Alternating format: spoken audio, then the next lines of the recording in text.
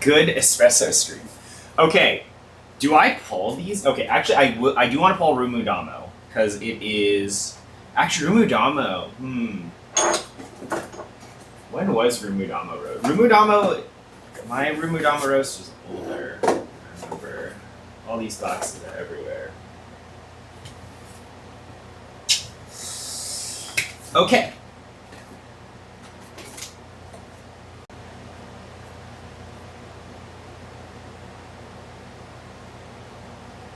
There we go. I think it's working now. I got an OBS error.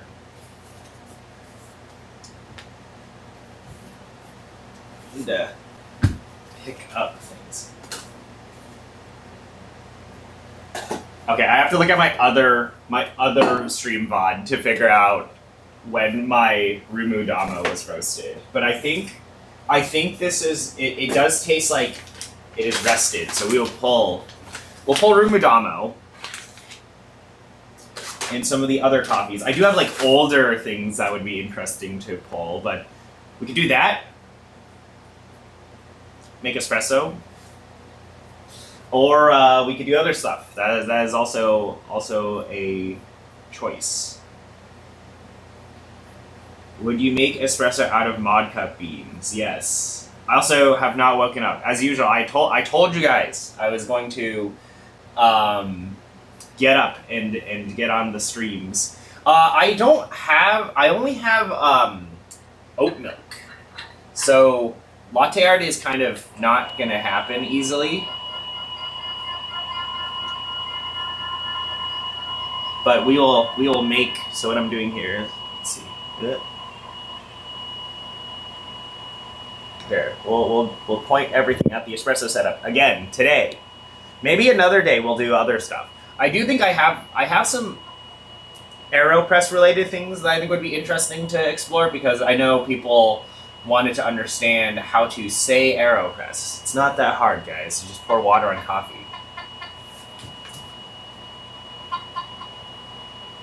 So out of touch here, a little off touch.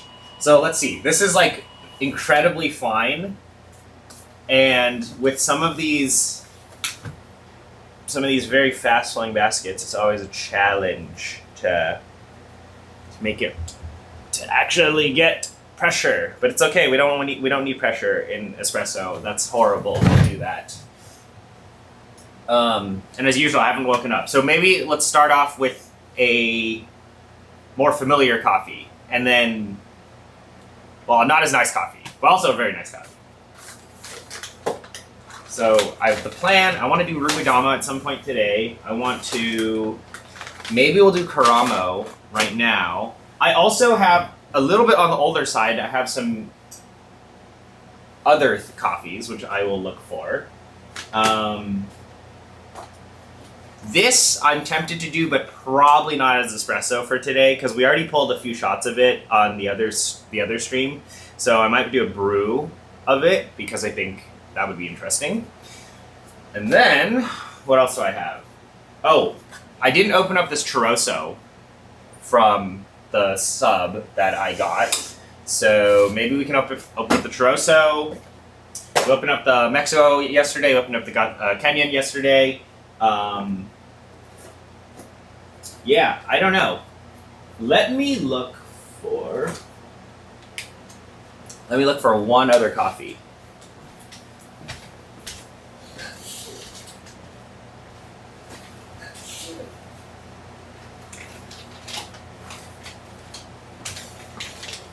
This might actually be interesting to do.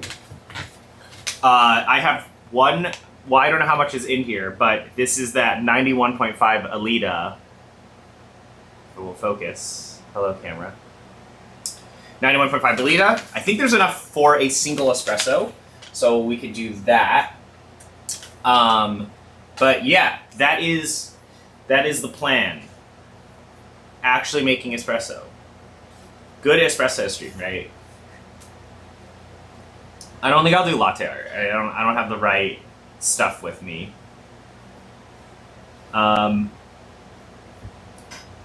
But yeah, this Elida has held up incredibly well. I'm actually going to be in New York in a few weeks, or in like one and a half weeks, to run another event. So I ran an event with Bean and Bean and Wilfred Lemastis. It was very fun.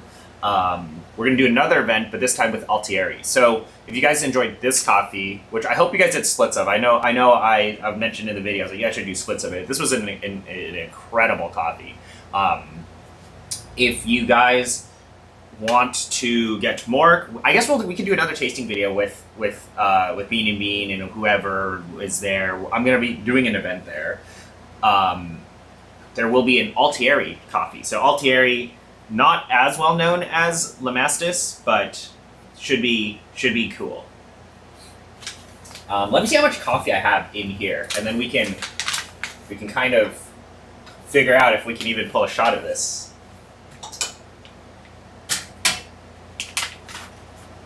But I think it feels like there's enough.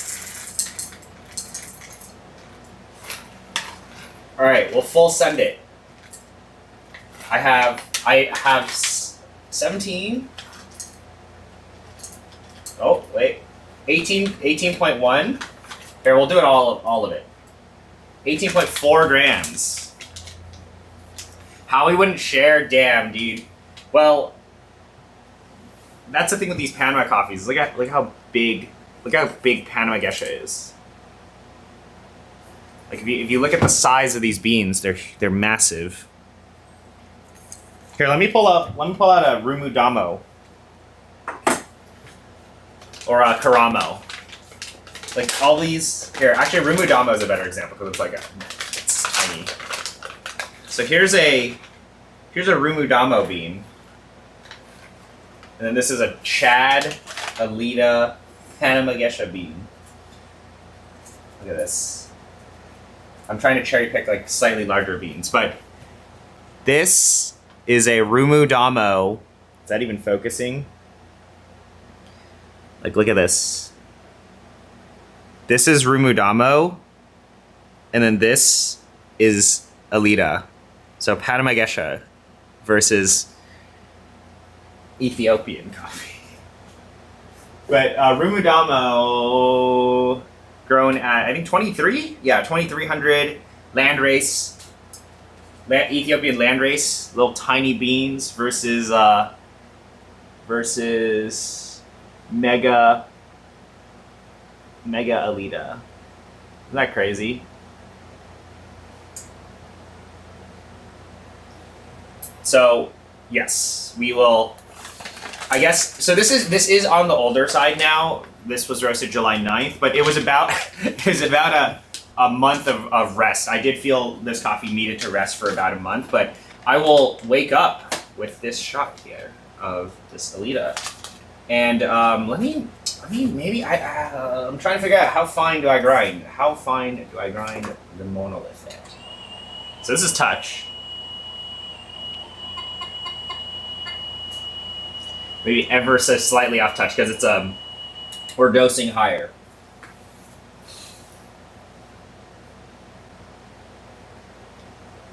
You versus the guy, she tells you not to worry about that. It really do be like that.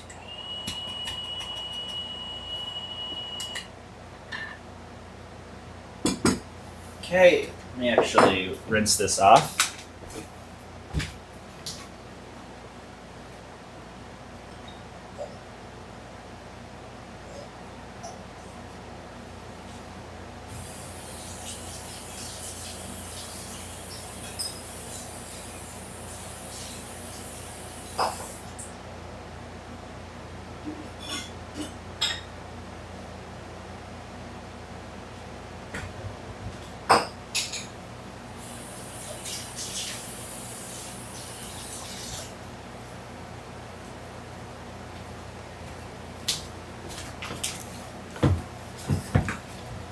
Okay.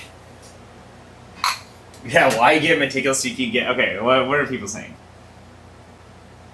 Do you think the Meticulous will ever come out? If it does, it's something like... I have a prototype in my garage. I think bringing a product to market is very difficult, and they are running into a lot of those snags right now.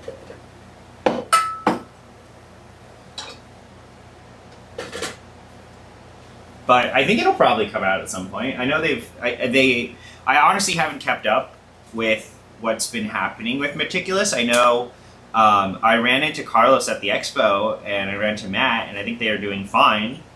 But it's just hard to make a machine.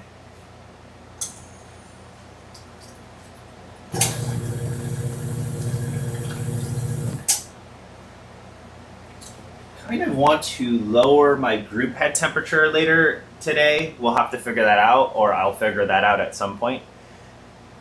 I'll do this. I used to stream a lot more, but now, you know, maybe we're getting back into it. Streaming is very, very fun.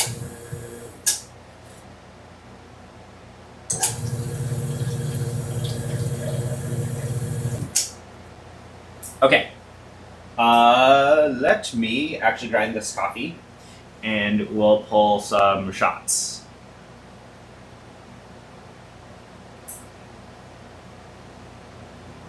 I actually think the Gen Yi V3 is such a great machine. I'm not trolling. That thing is so good.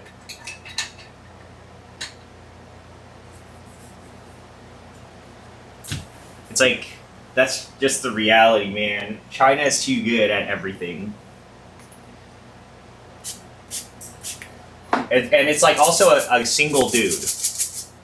Okay, so we're doing Elida.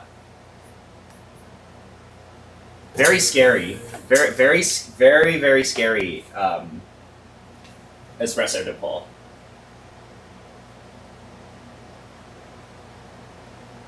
I think I'm gonna lower my group head to like. I actually like to pull, since I'm pulling such fast shots. So how you lower this is you just hit. There's another display down here. You hit the buttons.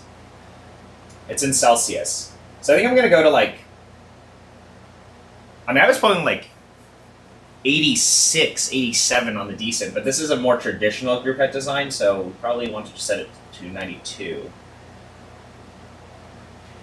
Because you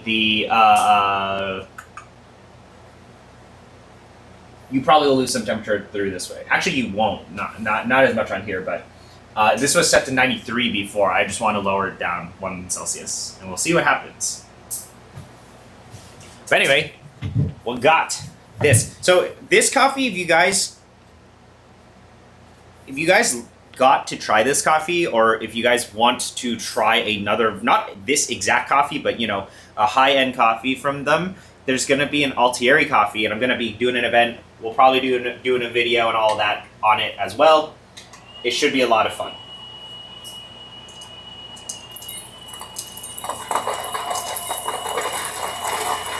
And you know, should we drop the beans in like one at a time?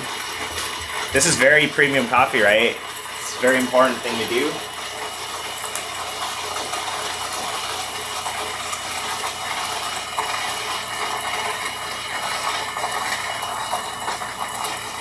It still smells incredible. But this was like ultra lightly roasted in my opinion. Took like a month for it to open up.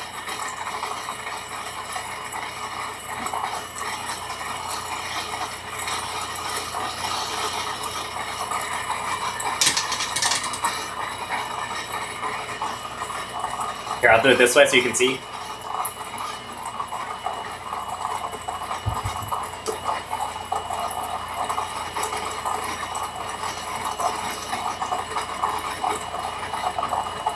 Is this entertaining?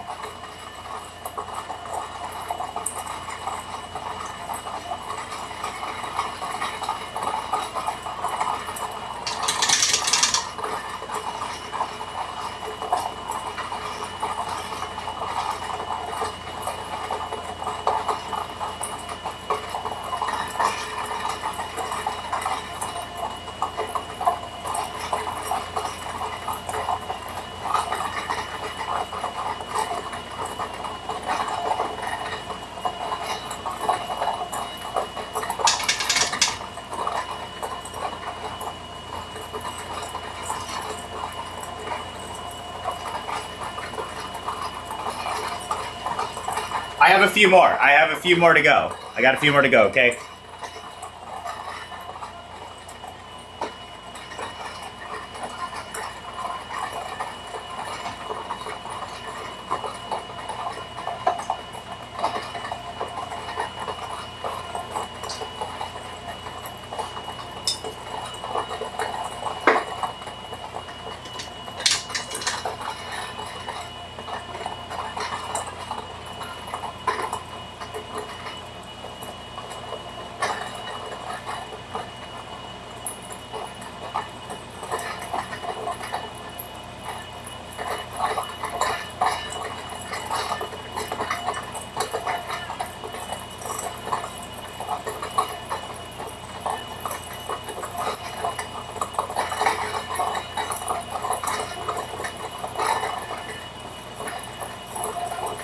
3 more. Or wait, I can't count. 4 more.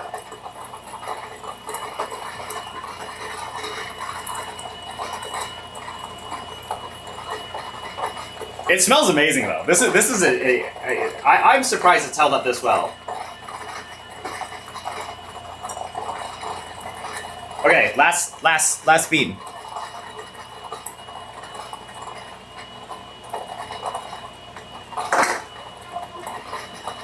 This is cinema, the true cinema right there.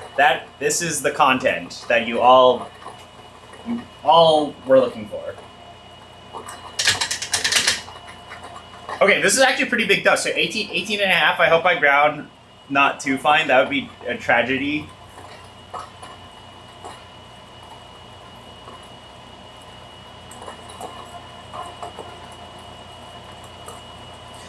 This is spinning at, I think, 250. Usually I have it set to 250.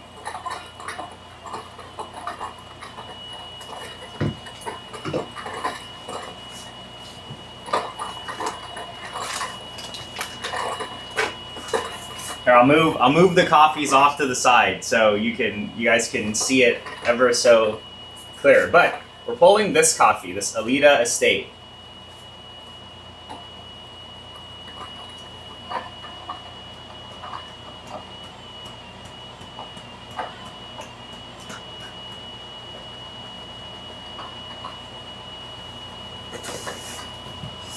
This is how it is, man.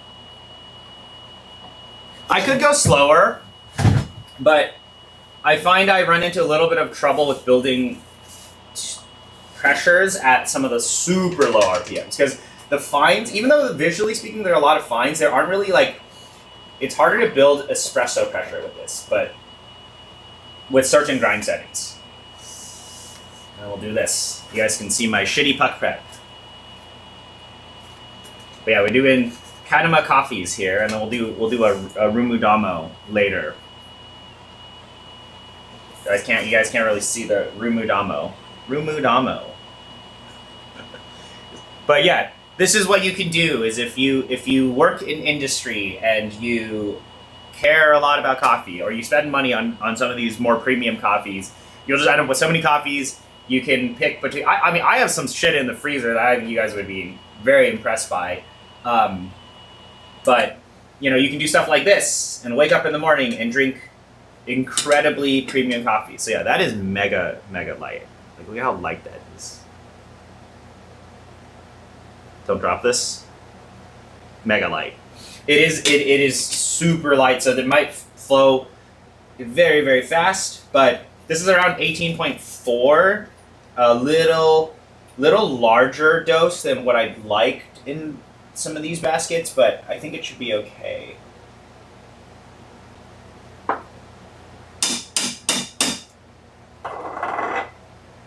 Yeah, like that is super freaking light.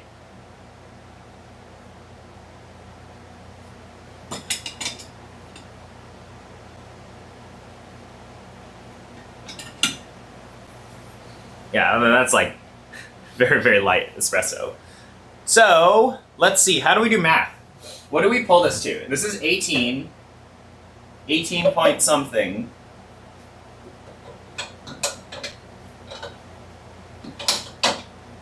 We could have this all automated, but will that fit in this? This is a tiny, I'm not using the big Evency wave. This is the tiny Evency wave.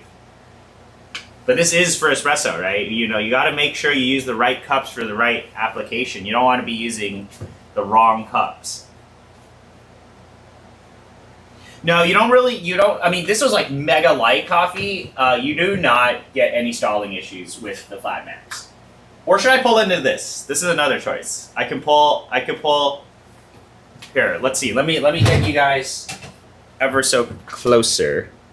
We're gonna go on an adventure. We're going closer to an espresso machine. This is horrible. Get me out of here.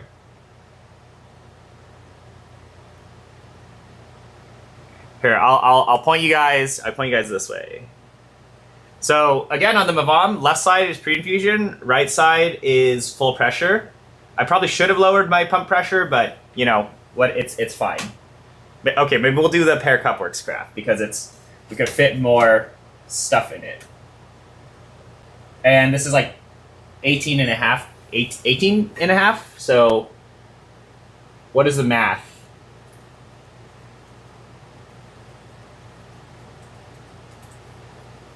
Like we want to pull probably 60. I want to do a little over 1 to 3. Let's find out. I got Shuriken course, not SSW. In case you're wondering. Okay. Wait, or should we go lower? Here, you guys can, maybe we'll go lower and then up so you can see how horrible these espresso shots look. Is that better? Huh?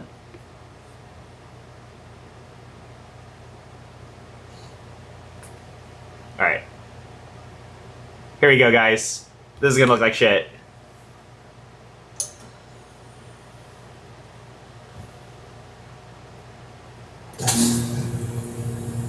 Yeah! I can't see the scale on my, on this. Here we go. 61. Alright, 18-second long shot. 5 seconds of pre-infusion, 13 seconds of full pressure.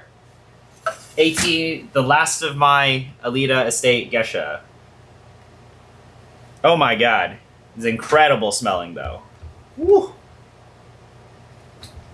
That is the content right there, right?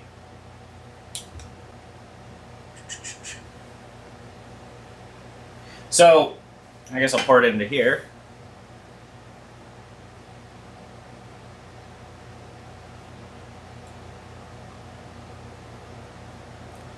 Actually, I could have pulled it into this.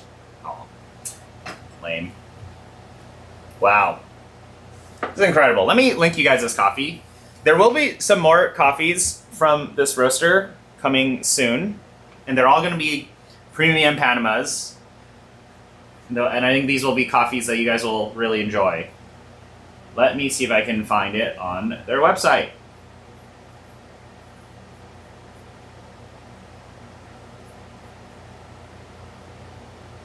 But actually, I am planning on going to New York in a few weeks. So that's this coffee. This is 91.5 Elida. We made a video about it, but I really enjoy making videos of being very fun roastery to do stuff with. And also they have some access to these coffees like this. Oh my god, there's crema on this. This is horrible.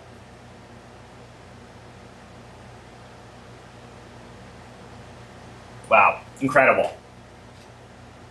Whoa. Product placement. Somebody tag Ecosa Brewhouse with this image. But yeah, very cool. I can take a photo of this for the Instagram, for my Instagram. Tag people on the online. This is what we're doing. It's a social media day.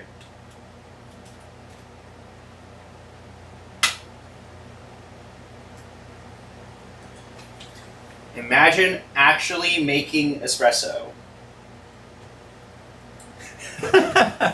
I'm letting it cool down. That's why I'm not drinking it. It's super hot.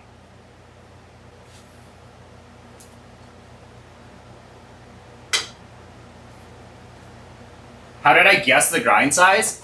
So I'm grinding very near touch, and a lot of the coffees that I brew behave in similar capacities.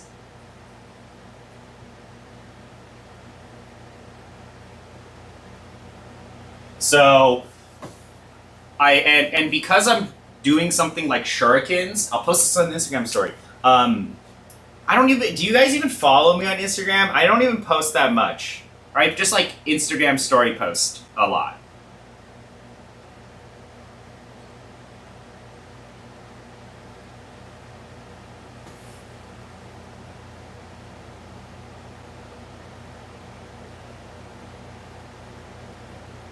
Here, I gotta get the monolith in this image, right? Okay. So I grind like a little off touch. I also am using very big baskets. I mean, not big baskets. I used a big dose for this, but I'm using very fast flowing baskets. And, you know, there are like a million holes in these. Look how many holes are in this. So the main reason why I don't care too much about like time or grind size is because you just can turn on and off pre-infusion, right? Like in most espresso nowadays with most machines and most things people are pulling, you just can back off, you know, you just profile it. And also we're using roast levels that I think benefit from higher or more even extraction. And also time is really, I don't care about time. Like it's a good idea to think about time, but like I'm not really, you know, I'm at the part of the espresso journey where it's like it doesn't matter. Okay, but let's taste this. That's incredible. That is absolutely incredible. That, I mean, you know, this is your $20 espresso. This is your very high scoring coffee. It's roasted well. It's very light, yeah, really, really great way to wake up. I like to add bypass water to light roast turbos. I agree. I think with a lot of these espressos, like, so here's the thing is like, I think this really comes down to burr sets at times. Maybe not necessarily as much coffee, but like when you try to push for that incredibly fast, like say you're targeting like a 1 to 5 or 1 to 7. Some of these burr sets start to really fall apart at like, you know, the super higher ratios.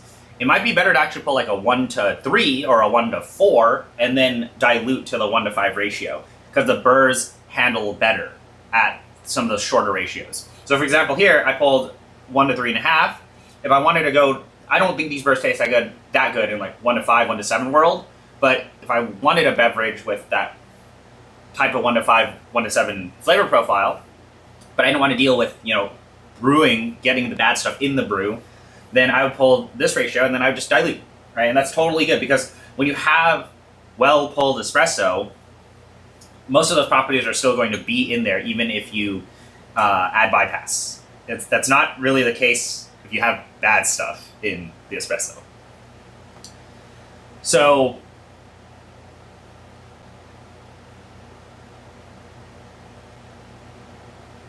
I brew coffee that I think tastes good and don't get wrapped up in the min-maxing this. Yes, that is where I'm at. See, it's like that the Dunning-Kruger meme, right? We have to make a new version. It's like when you get to the end, it doesn't matter. Like I would enjoy this coffee if I wasn't pulling on this setup here. It's just this is what I like, you know. So I'm doing this setup. But yeah, you know, I just realized that I don't want to think about coffee that deeply because ultimately this is still a hobby for me. This is for fun, right? I don't want to like hyper overanalyze every single thing I'm doing, right? Like I know there's some guys who, that was like kind of the thing with the decent was like you would look at every single thing you do and then you're like, oh, my flow rate isn't X, Y, and Z, and then you're like you like preemptively think that it's not going to be as good of a shot because you have access to that data, which is a good and bad thing. It helped me learn a lot about coffee, but at this point in my journey and hobby, you know, no, I don't care too much about that. But it's a good tool to have. Data is very, very helpful to have, but it's that a lot of people like when you can see something, right? When you can like you can like preempt yourself into just, you know, convincing yourself that it's not good. So it's same thing with espresso, right? Where if people saw the shot like this, they would be like, and there's still a lot of people who are like that, and I think this happens in, you know, retail coffee world with baristas, is like if you saw a shot like the shot I just pulled, you would preemptively think that this was a bad shot without thinking, well, what type of burrs were these pulled on? What type of coffee is it, right? You know, roast level, right? And then what are you trying to accomplish here? So that's the kind of challenge with coffee.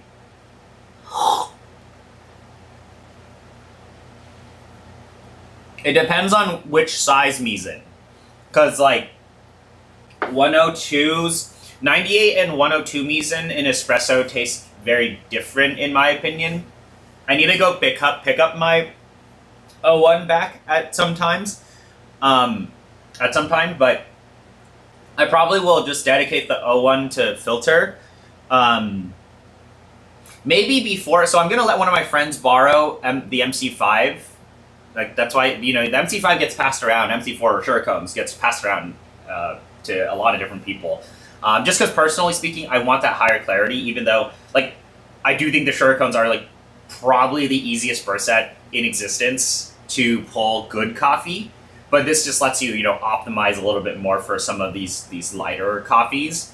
So that's why I use the flat max more than the cones nowadays. But, you know, I like the Surecone, I like the monolith a lot, so, you know, we bring it around everywhere. And that grinder is a bit smaller than this. But so if you were serving espresso to people, I would totally pick Surecones over this. This might be a little too high clarity if people aren't used to, like, if that's not what people are looking for. But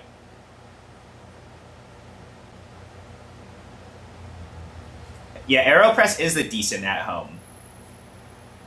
Yeah, I have tried the hoop. The hoop there's a stream that we did like a year and a half ago, a very long time ago on the hoop.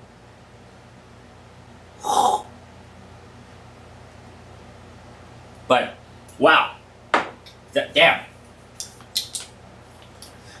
what a great way to wake up, drinking the last dose of my very expensive Elida Gesha. I actually think this coffee is the most reminiscent of me to 2022 Elida. 2022 Elida, I got the box here.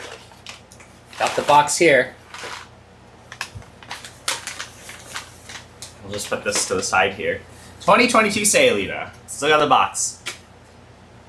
God damn, this is probably still in my top 10 coffees of all time.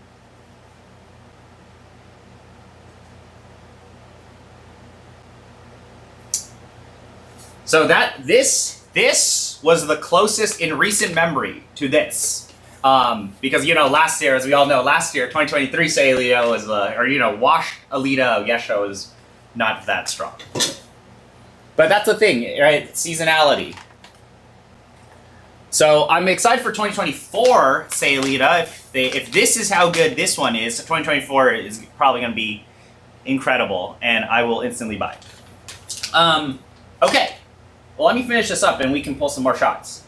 Because I wanted to get into a Rumu Damoo, at least another shot of Rumu Damoo, and maybe we can open up this Churroso, or we can pull another shot of Lost Origin. But I actually think with Lost Origin, I'd like to brew it, so maybe we'll save that. But, you know, we're already 80% we only have like 75% of the coffee left because we pulled 2 shots the other day, and one of the shots took 20 minutes to grind, so that's a painful thing, right? And also, I'm the only one drinking these espressos, so I don't want to, waste these coffees, if that makes sense. Why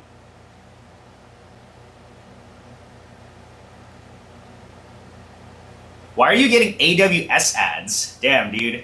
Fucking nerd. No, yeah, oh, bots mate. Yeah, I had the aviary and I thought it was really good.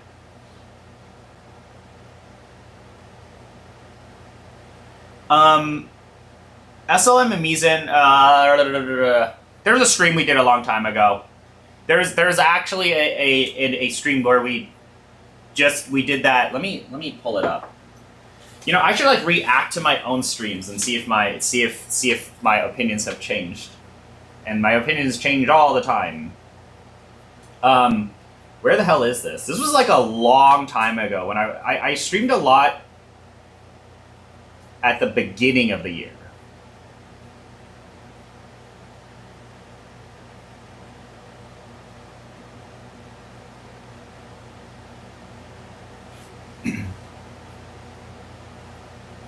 Do people even watch these streams? Holy shit, people actually watch these streams. That's horrible.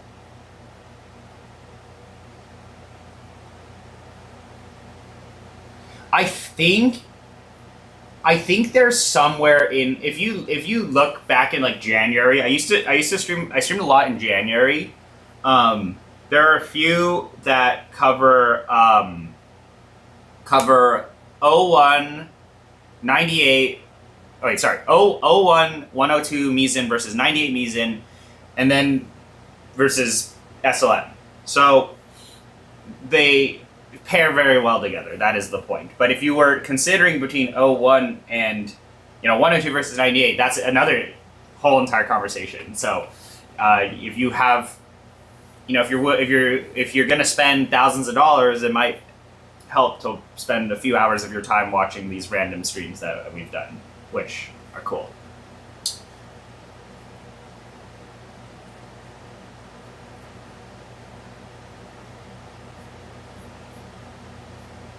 I don't know. Okay. What else shall we do? There are so many good memes.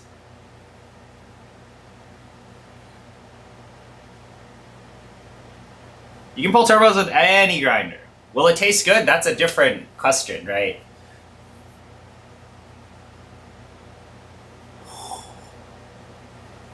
But I haven't really changed the way I've brewed or I've pulled espresso for the past 2-3 years.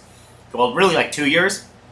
Because like this helped me, the Flat Max helped me kind of unlock the understanding of this style of coffee, of like the mega fast turbos.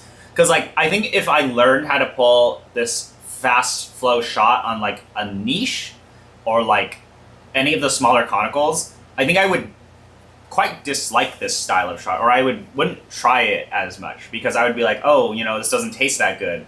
But that's why, getting a grinder like this and any of the faster extracting like 64s and all that, it helps like build your understanding of like why do people like these coffees. I don't have the 01 with me. I let Flower Child borrow the 01.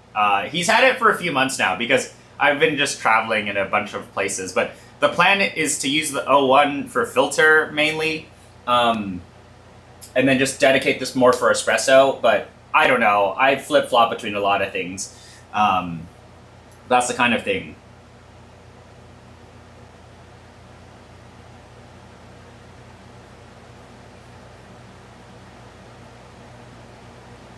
Gen Yi is the greatest grinder in the world.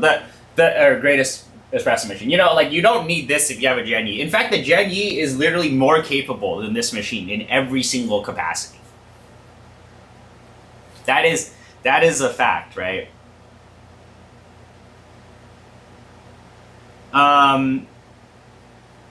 Just get a Max 2. I mean, the other stuff is like, you'll see. But the Max 2, like that's the thing. Everybody always asks, "Oh, is the right time to buy this?" I know he's gonna upgrade it. It's like, look, you're already getting 99.999% of what is possible. Any sort of new iteration, if you truly want, like it's just like the phones and PCs, computer parts. It's like should I wait or should I like it doesn't matter. If you want the thing, you should just buy it. The cheapest grinder you do, the Ling Long, man. The fucking Ling Long. You can't do turbo. Well, actually, I haven't tried. I haven't installed the SCRs in here, but SCR doesn't. I think you can pull almost 1 bar with SCR. I didn't try it. I had another Flat Max with the SCRs in it, but it wasn't mine. It was my friend's, and I didn't want to I'm not gonna run those at touch all the time and see what happens. But if you look a year, 2 years ago, I had a black and red flat max that had SCRs in it, but the SCRs have also had iterations. So that's the thing with like a lot of these Burrs is that they have been refined across the past few years. But generally speaking, a lot of people are very confused with a lot of the Cafetech Burrs. They're like, well, how come I can't pull 9-bar espresso or whatever, right? But like you'll see it in this video where I have to edit it, but he's designed the Burr specifically so that there aren't necessarily it's to minimize fines. So you won't necessarily get like you can't choke your machine, right? Like a lot of people always ask, how come I can't choke my machine with my monolith?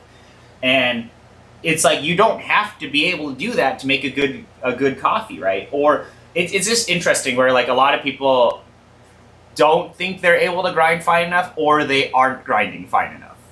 Because with these, you can grind like mega fine. Like you can grind so fine with these Burrs for something like filter. It'll taste great. But then for espresso, it's like I don't think the evaluation of the Burr set should be dependent on if you can choke your espresso machine or not.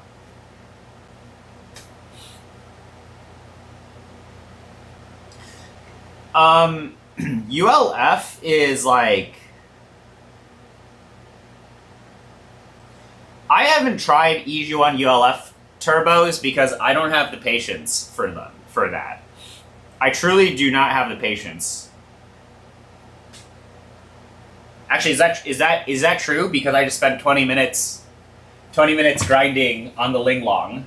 Okay. Anyway, let me look at chat in a little. We're gonna pull a shot of Rumu Damoo.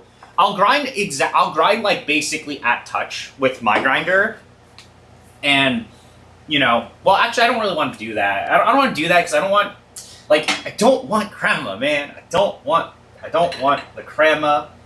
What you can do is you can up the RPM, and that does help. It does help, like getting slightly slower shot times. But I find, at least on my generation of monolith, I find 250 RPM to be good. 350, 400. I mean, it's all good, right? That's the thing. Is like when you get to a grinder like this, and people are asking like, oh, should I get blind Burrs or should I wait or whatever? It's just like, we're talking less than, I don't even know if you can quantify this, like the nuances, right? And in terms of performance, it's very, very little, right? It's already so good, right?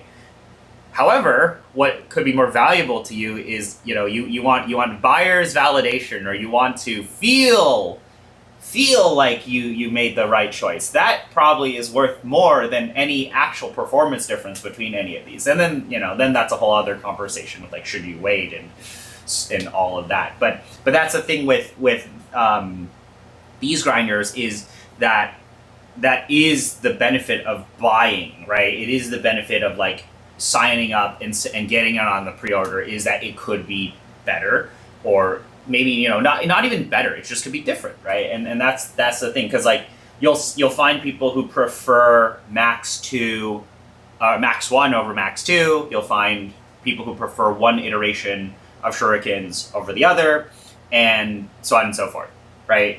And like that's the thing at this point in time with these grinders, is like you cannot go wrong. I truly do not believe you. I truly believe you will be happy, unless you are the worst customer in the world.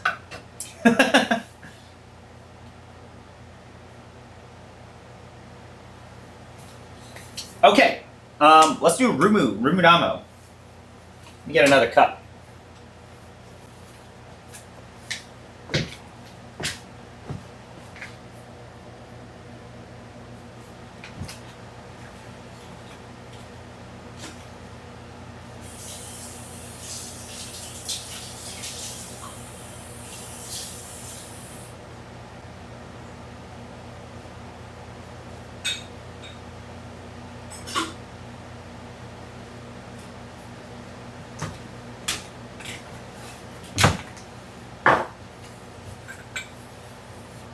So, got another neat whiskey glass. whiskey glass. This is still such a great glass. I think they took it off Amazon. I don't know. But I use these for a lot of things, and they're amazing. Feel like I could even lower this temperature a little more.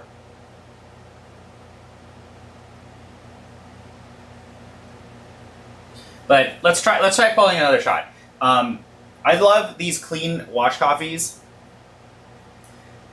and yeah.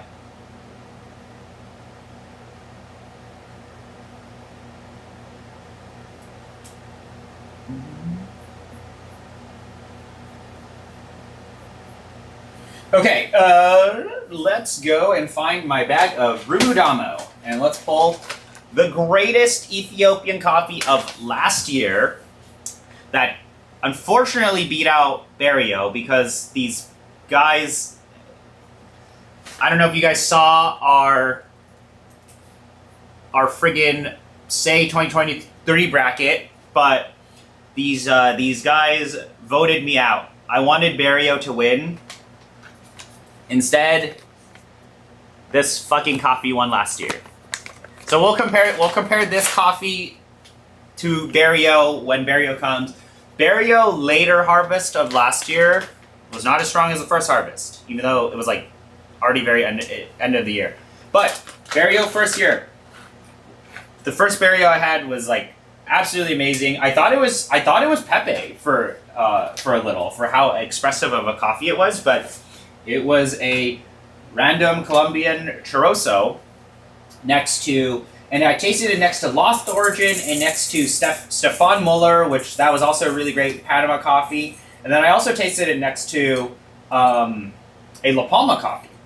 And it was on the cupping table, and we were like, holy shit, this is a churroso, what is going on here? And yeah, very, very impressive coffee.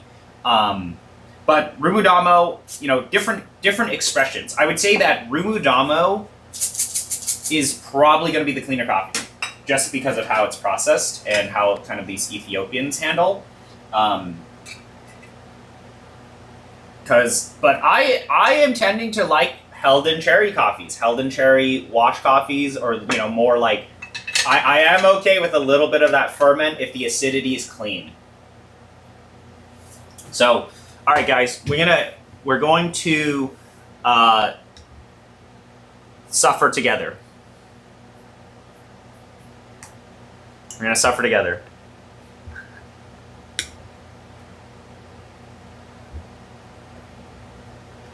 You already know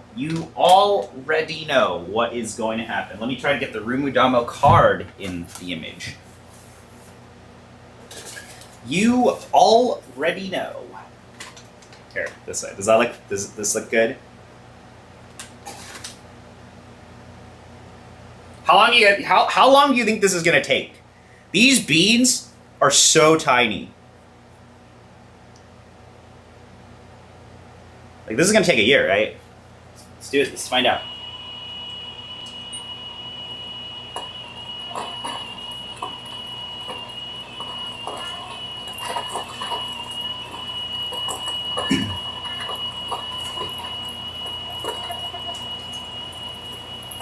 Because I haven't changed the dosages at all. It's still 18 grams, but we have more beans. We have physically more coffee because the beans are so much smaller than those Panama Geshas. Like, look how tiny this is. One bean at a time.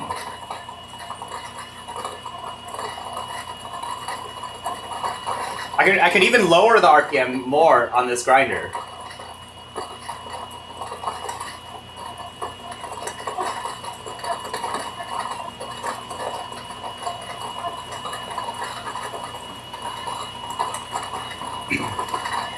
I will look at the chat one day while I slow feed. This is very important.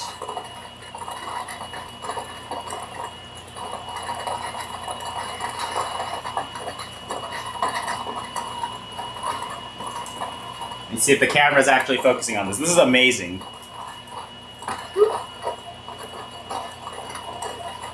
Does the distance where I drop this from affect distribution? Should I do it like this?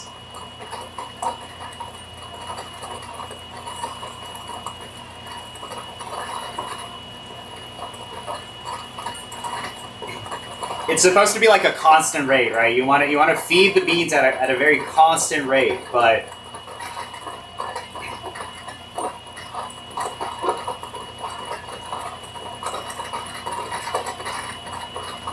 this is going to be the clearest espresso of my entire life.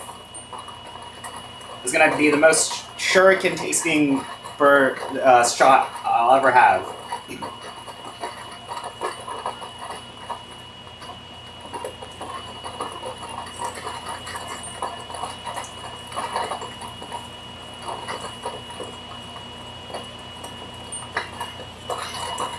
I'm halfway through, I think.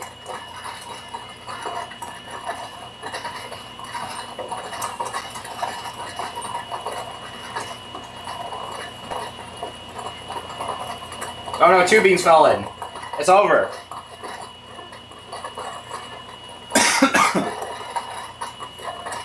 I'll do it this way so you guys can see. Oh no! We gotta wait for those to grind.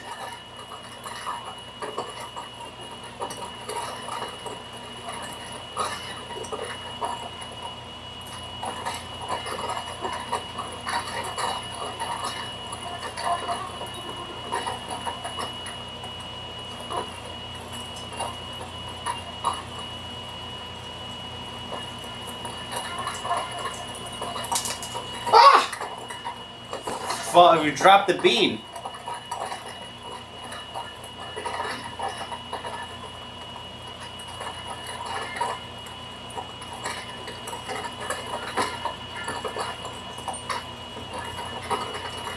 So this is how I rival the Ling Long grind time, but I don't have to do it myself.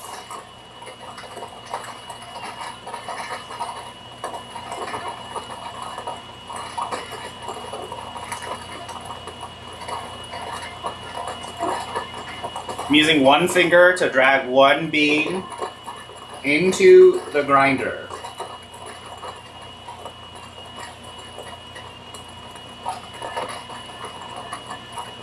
Most perfect shot of espresso I'll have in my entire life.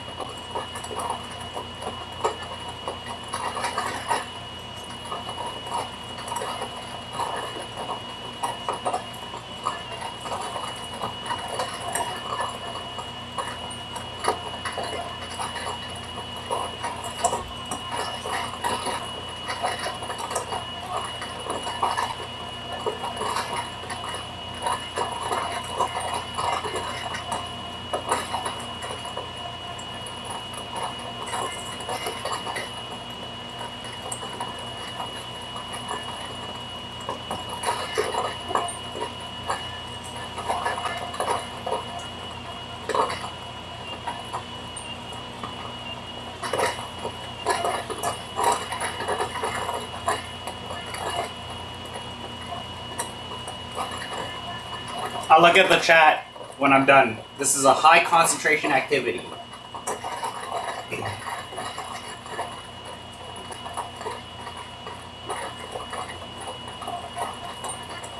It's very serious. Coffee is very, very serious.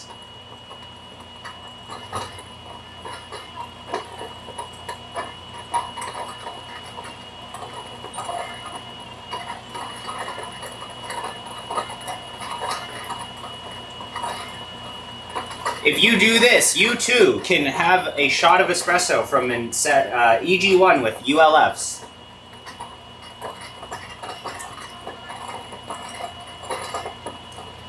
These also, this is actually a higher fines coffee too. This is Ethiopian.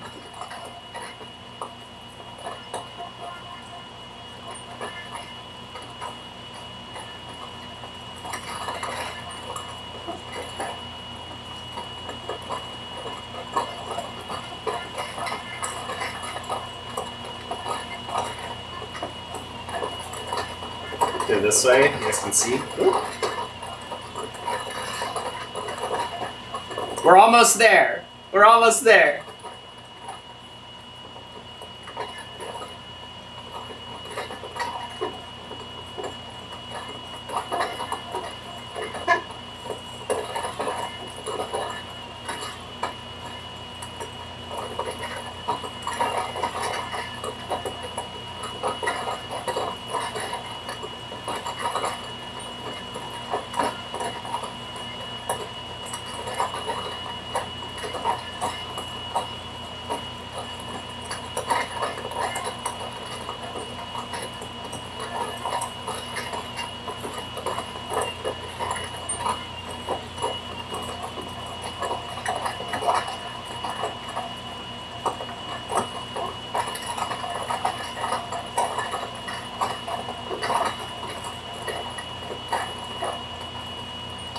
Here, I can zoom out so you can see what's happening. Here, I'm like putting. We're almost there.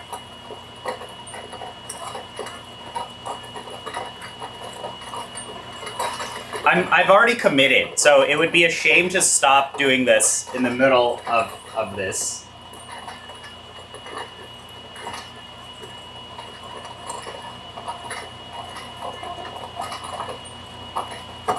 I could have picked a different coffee.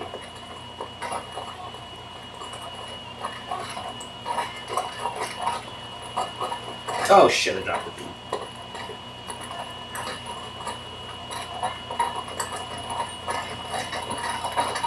This is gonna be the best espresso I've ever had. I think this will be better than the Ling Long espresso of this coffee.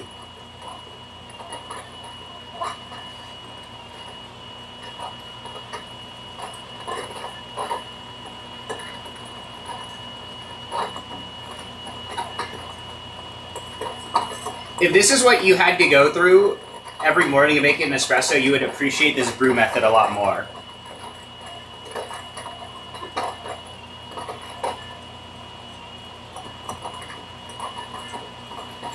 One bean at a time.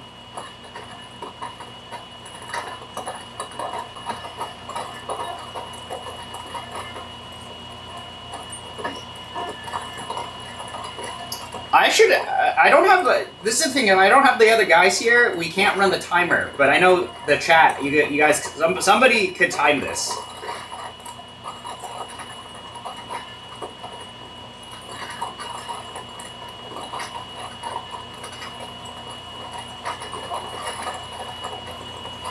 I'm almost there! We're almost there! Very close. So close. We have a little bit more.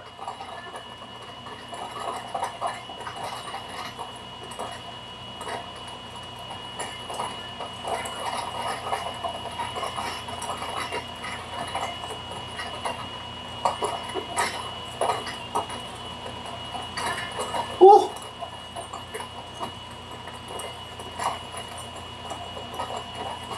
Zoom in. Look at this. Look at this.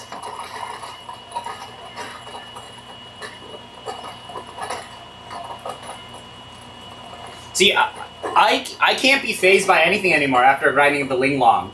The Ling Long was 20 minutes. If it's under 20 minutes, no problem. I have zero issues with this.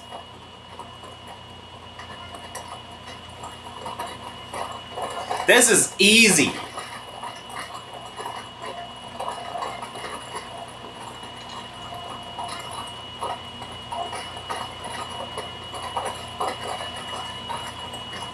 This is easy. I have a few more left.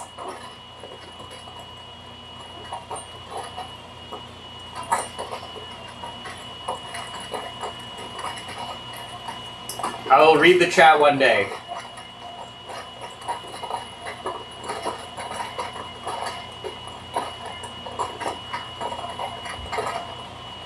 All right, last 10.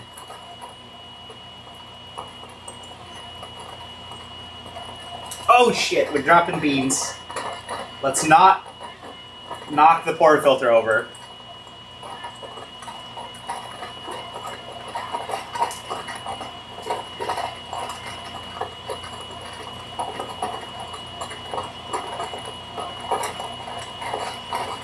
right, last three beans.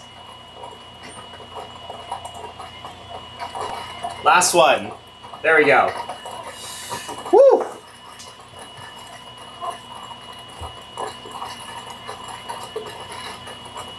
There we go. This will be the greatest espresso I'll ever pull of this coffee. There will not be a better shot. That's it. We're done. No more. No more espresso. At least we won't ever brew Rumu Damoo's espresso ever again.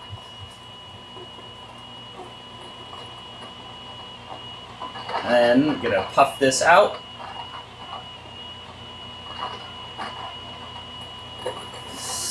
Oh, okay. Let me look at the chat.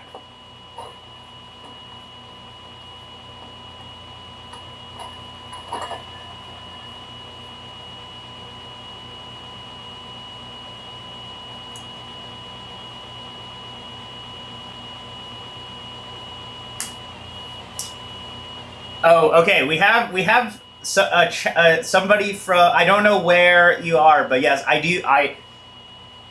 There are people from China, Taiwan, Singapore, Hong Kong. Yes, my Mandarin was a lot better a while ago. I'm significantly worse at everything now, but I can understand things. I just can't read and write as well as I could before. Do you think Ilsa roasted the Rumu Damoo well? Probably. Ilsa's pretty good. I like Ilsa. They roast on Loring.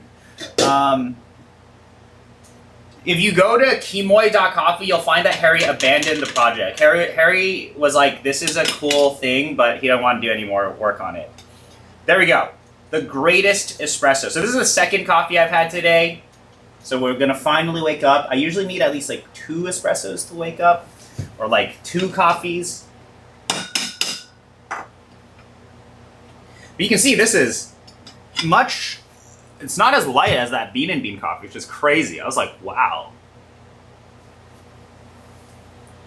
So, yes, there we go. Rumu Damoo shot. Actually, what RPM am I running at? Let's find out. What is the RPM we're running the max at? The RPM we are running the max at is... Yep, 250. I like 250. Okay. Holy shit. Black and white Shimeng.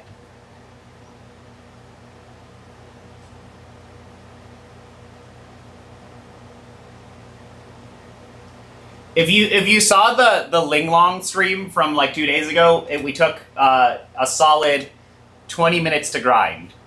Okay, here we go. We're gonna pull a shot of this now. This is gonna be amazing.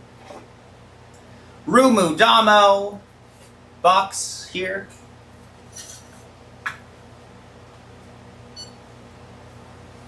Probably should use a larger cup, but maybe this will spray all over the scale.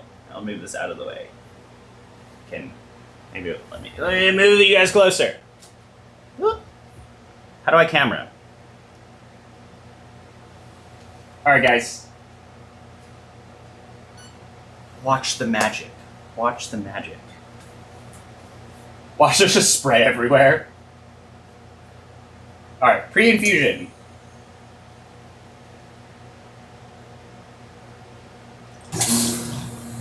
Oh my goodness. It's beautiful. Just a 12-second long shot because there are no fines from the slow feeding. 18 in, 57 out. 5 seconds. Oh my god, our pre-infusion time and full pressure time are like very close. 5 seconds of pre-infusion and 7 seconds full pressure. Good fucking god. That took 20 minutes for an espresso. Instead of 25 with the Linglong, only 20. 15. We cut the time down.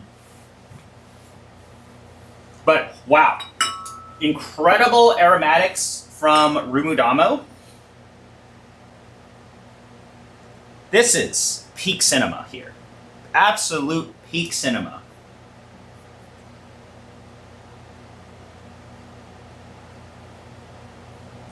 Christ, 13 minutes. If you missed that espresso shot, I wouldn't blame you, because it only took 13 seconds to pull instead of the 15 minutes we spend grinding the beans.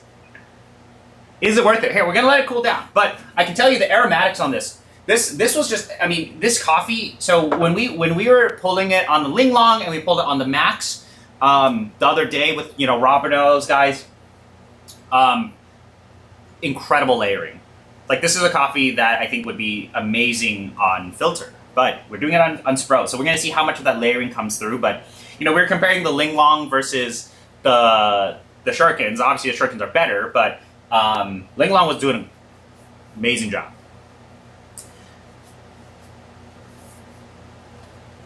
This is like, I think, 6 or 7 bars. I can verify this if I look at the pump, but I'm too lazy.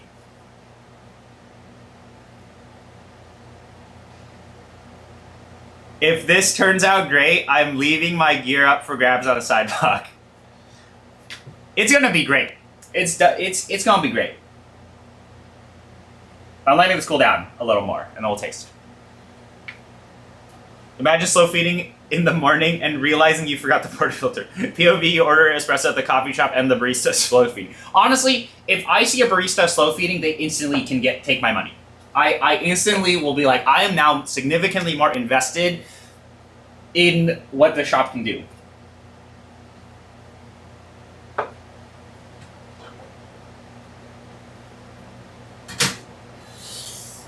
Rumu Damoo. Let's taste it now, guys. It's hot.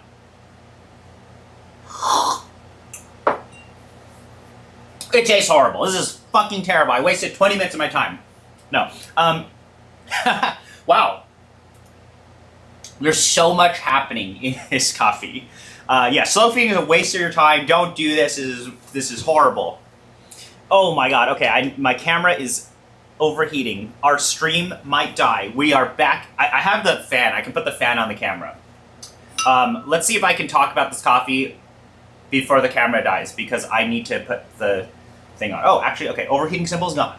We're good. Okay. So, yeah, this tastes like the most SLM shot I've ever tasted. It's just, very punchy acidity, very upfront acidity, incredible layering, incredible, depth of acidity. But the layering, I think, is mostly from this coffee. But I'm getting, ever so slightly more information. And then the finish on these shots and always on the coffee on SLM is, silky, sweet, smooth. There's a lot of rounding always, but not, too round. It's like a smooth rounding. Okay. It actually... So there's this nectarine note on this coffee. And... It is like biting into an almost ripe nectarine, where you get that really nice acidity from biting into a nice nectarine before they become a little too mushy. Or if you ever put nectarines in the fridge and then they're almost ripe, there's that really, really nice acidity in this coffee. The rest of this coffee is interesting, where this is acidity, and then there's acidity is the layering. The linger on this, and mainly that's because of this, and probably due to the profile I'm pulling, is mostly acidity, but it's a lot of, it's really sweet. Wow. See, if you put in that much effort to pull a shot, you too could speak this deeply about how good your espressos were. But yeah, absolutely amazing.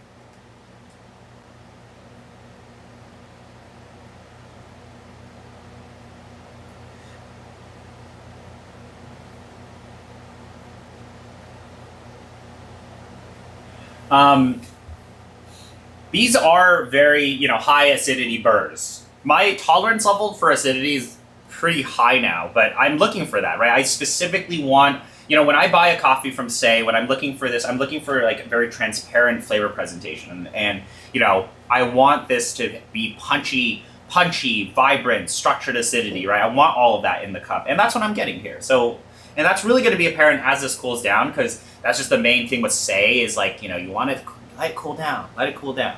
Layered battery acid. Yeah, exactly.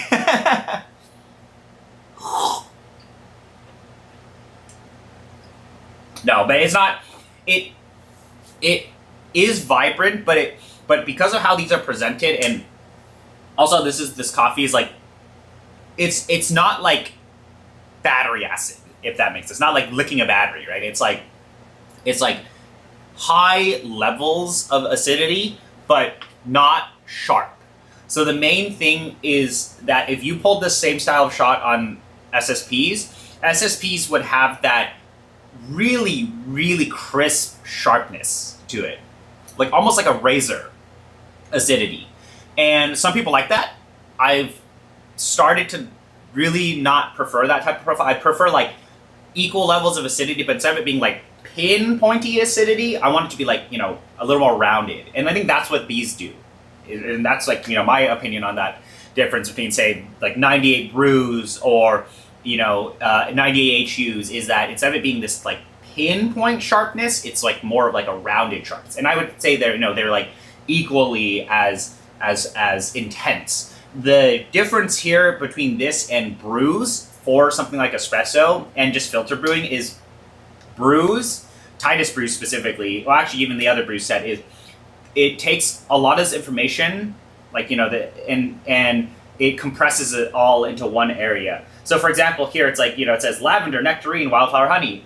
Imagine all three of those flavor notes very compacted, but a lot of information. There's an extension. Like it's like each of these flavor notes has like opened up, and there is like a linger. And that's what's interesting about this. Or that's why I've extensively talked about SLMs and, the Cafe Deck flavor profile. You can find this among many of those Burr sets. But that's like the interesting thing is like, in something like espresso where I have tended to dislike espresso just because of literally the amount of enjoyment I can get out of a coffee because of just liquid volume. Things like SLM, things like O1 Mizen, things that can extend and have this like extended finish and extended lingering, or more so like extended properties of, say, acidity, the mid-palate area, and the finish. That's like what's interesting to me nowadays in espresso, where I'm like, oh, okay, yeah, fine, I will deal with espresso because I get the layered, because I get extension of flavors, and it doesn't, it's like, it's like not gone all at once, right? But that's also why I'm willing to deal with something like SSP Brew and Filter, because SSP Brew and Filter, there's just more liquid, and you can get that hit of information much more across, a larger volume of coffee. But this is, this is an incredible shot of espresso. This is a great coffee. Was it worth 20 minutes of my time to do it? No, but it was cool. It made me feel good.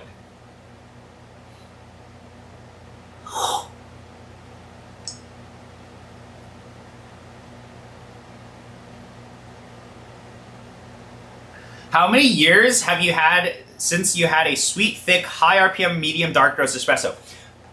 2 weeks ago, I had a shot of Vivace from at Cafe Tech. Dennis whipped out a bag of. I never had Vivace until 2 weeks ago. Let me show you. He pulled it on MCE6.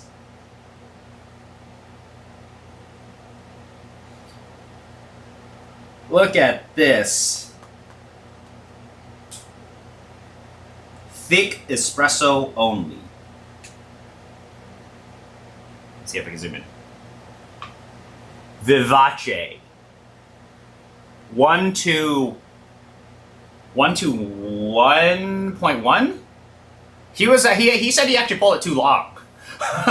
But yeah, this was I had that super thick espresso.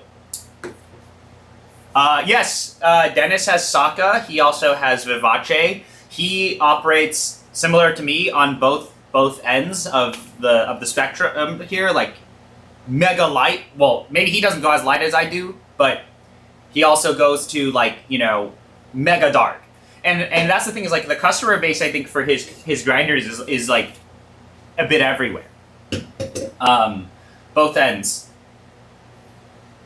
polar opposites, right? But yeah, you know, that's the thing, is like you probably don't want to run Sokka through something like a Max.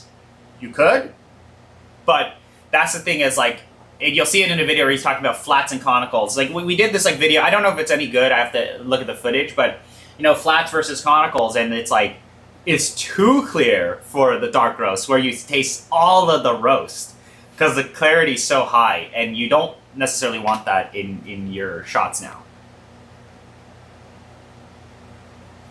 I usually detect sweetness in the finish. The thing with sweetness in coffee is when people think about sweetness, it's not necessarily like well, okay, nowadays it's a complicated question. But sweetness is like not exactly stevia or sugar sweetness, or like syrup sweetness. Actually, it could be with some of the how processed some of these coffees are nowadays. But I usually look for it in the finish, where I'm like, oh, is that like, you know, is that like closer to something that I could imagine being sweet? But at the end of the day, it's all coffee. But usually I find sweetness in the finish, right? Like most of the things you detect, at least for me, like you detect problems and stuff, you detect, you know, is this good, or astringency, bitters, good stuff and bad stuff is usually towards the end of the palate for me, like in the finish or aftertaste, right?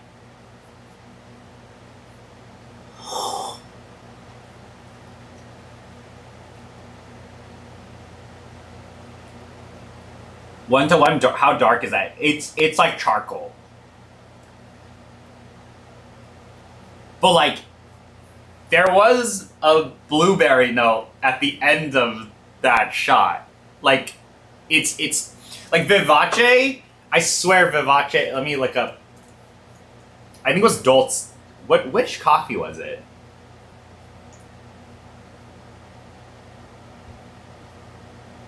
I think it was the Dolce. Anyway, that it was like all roast, all you know, not charcoal. Like, given what they were trying to do, you know, not bad. I've only ever done medium roast, but say would be a really great way to start. Say would be a good. The thing is, with a lot of people get say and they expect a lot more, but a lot of the times it's like you just have to get accustomed to, you know, wash coffee or cleaner coffees, and then you start to get it. Like after you start learning how to brew, say is a little bit of a finicky roaster to learn how to brew, but if you can dial in say, you can start to, you probably dial in most coffees if you can like understand how to brew that style. And I think it's like kind of starting harder is helpful, right? Is this Rumu Damoo natural or washed? It is a washed.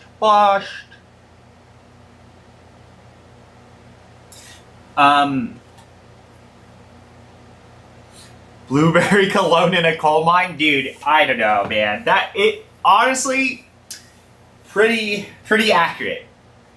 But yeah, as you see the style of shot I'm pulling, if we want to do some puckology, it's gonna be very, very evenly extracted. Hopefully, it tastes even to me.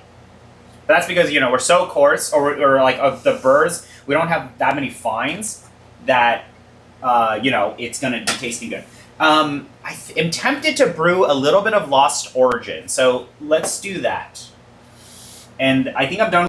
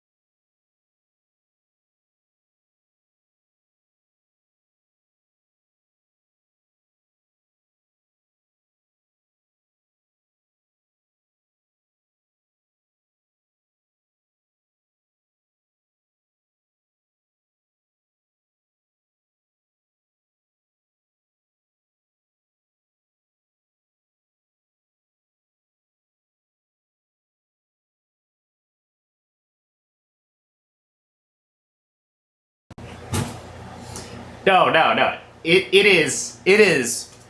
So I did fix it because I have the fan, but I didn't have the fan on today. So any of you OG viewers know how the the streams have gotten too polished. Maybe they've gotten too good. That they've lost the sauce, right? We've lost the sauce with how good these streams used to be. But yeah, it should be back now.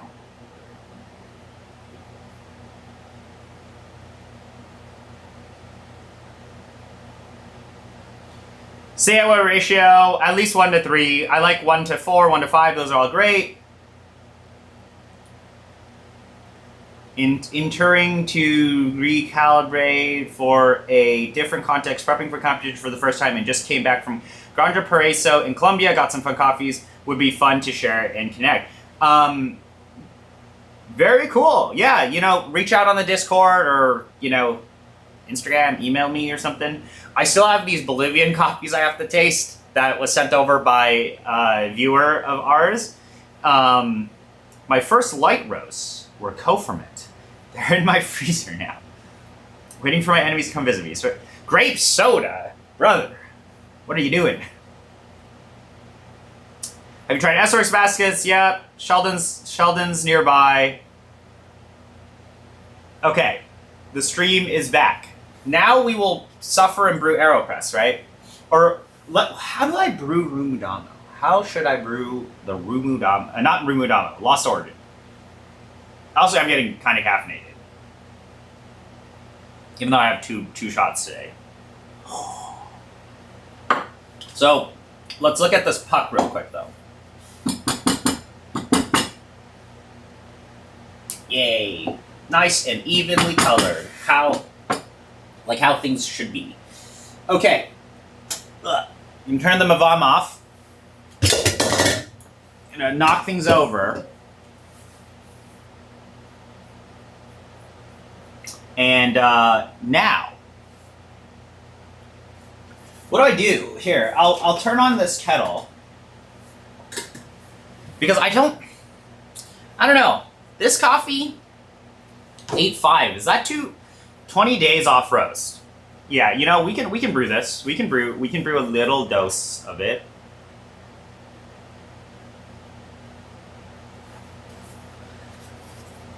Let me get some water. I'll be back.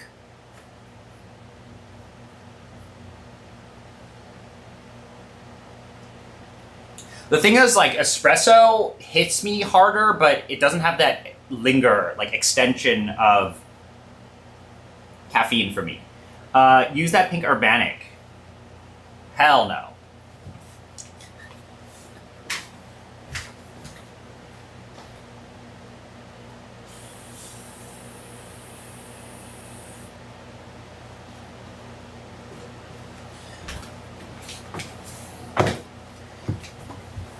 Actually, this coffee might be a little stronger with the Brewista, because the issue with the fellow kettle is that I can't pour fast enough.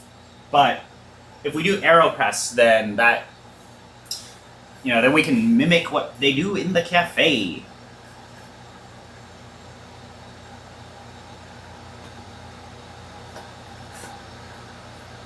Let me go and do it.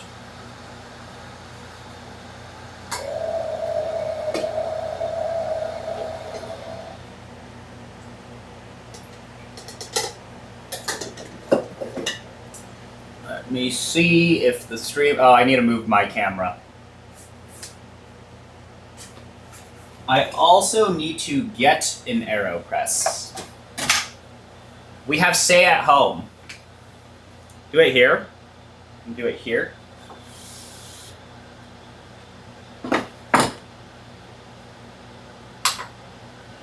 We have a Say at Home. Let me grab.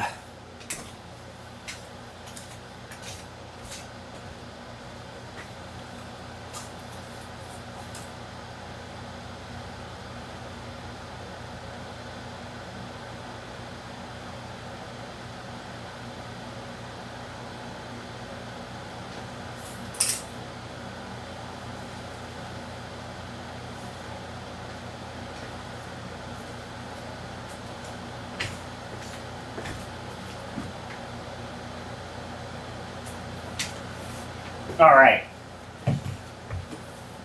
We have the AeroPress. Gonna need to put this guy back to filter. So the nice thing is switching between filter and espresso is very easy, but my plan is to not do this as much when I get my O1 back, I think. Although it's really fun to, I do think the coffee coming off of this in filter is very, very good. Anyway, got an AeroPress. So this is AeroPress here. I guess we will actually preheat things because why not? So, got a filter, flow control cap. Focus on me, hello, yo.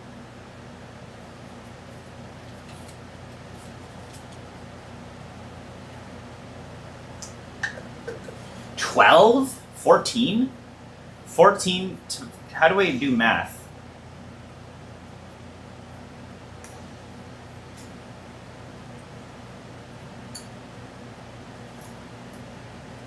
$14 divided by, or 240 divided by 14. Yeah, all right. So yeah, we'll do 240 divided by 14. That's about a 1:17 ratio. You can fit it into an AeroPress. This should be mega high extraction. Does this fit? This sort of fits. Do that this way. Use boiling as always. Let's say. I guess I could fit a kettle here, like here. Move this more here so you guys can see it. I'm looking at my camera and I'm trying to like figure out, you know, we're optimizing the streams. We optimize the streams. We used to have chat. We used to have like the chat in the stream here because people were too stupid to realize that they were like, why do I watch a 3 hour long video? I'm like, dude, it's a fucking stream. And then I put this here, and I put the chat in the thing, and it didn't seem to help, so I got rid of it so you could get space in the video. Because like you should be able to see stream chat somewhere here. But yeah, we will preheat an AeroPress.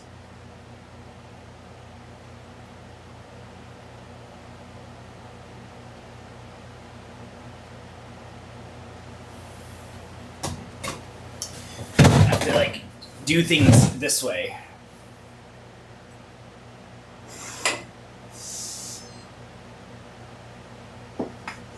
Let's not knock this over and cry. Okay, Nadia Guerrera, Lost Origin. Oh, you guys here? I'm very focused. I will look at the chat at a later time, but I'm very focused on brewing this coffee. Woo. Let me get some water. This can also clean this. Let me empty this guy out.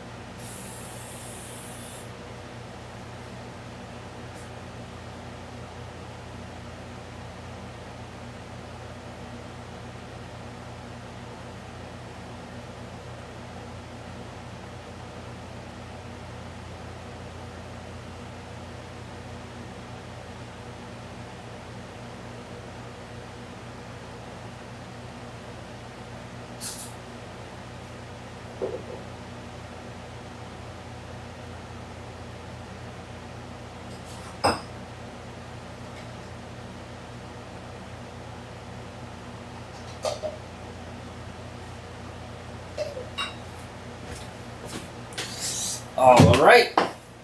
Ugh. Okay, let me look at the chat.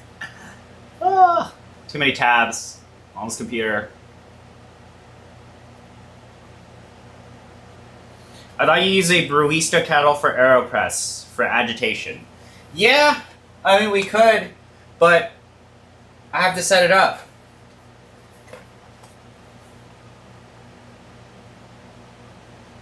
Huh. Or do I save this? I'm trying to think about this. I guess I could do this tomorrow.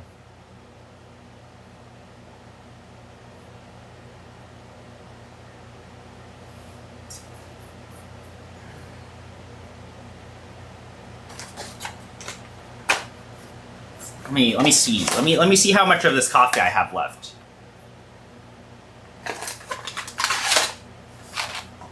Ah.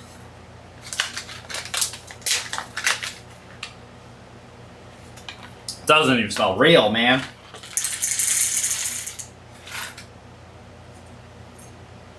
It's the bag falling apart.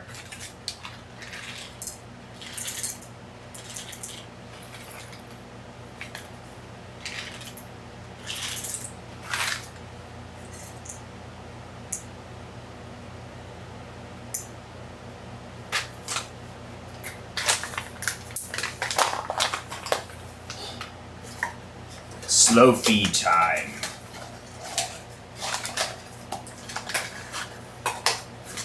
This time with Lost Origin.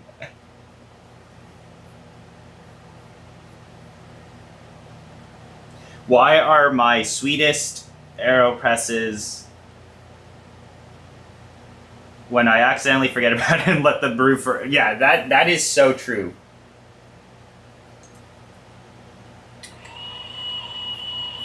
Back to...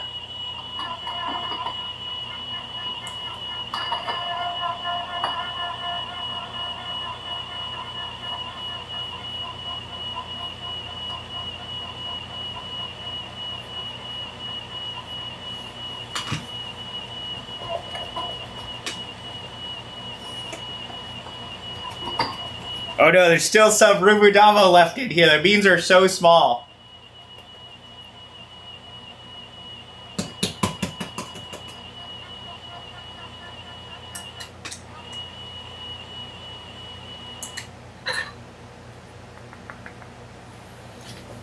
Or do I brew a different coffee? I could save Rumu Damoo for another day. But we've already committed to doing an AeroPress of something. I'm very particular about this coffee because I think I'm gonna save this, guys. We'll save this for another time. We will save Rumu Damoo for another time. I have made this executive decision because I want some other people to be here when we're tasting this coffee because it is very expensive and it's super good. So I am going to brew a different coffee. That is how it is. I'm like, huh. I am getting very caffeinated, so I'm like, I'm not going to, I want to be able to actually enjoy this coffee. So we will swap to a different one.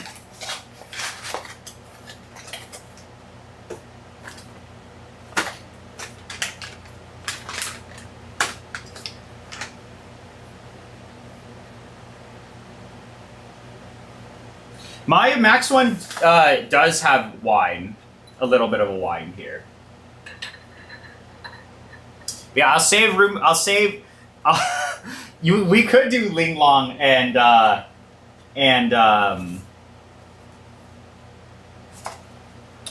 I forgot about this. Let's open this one up.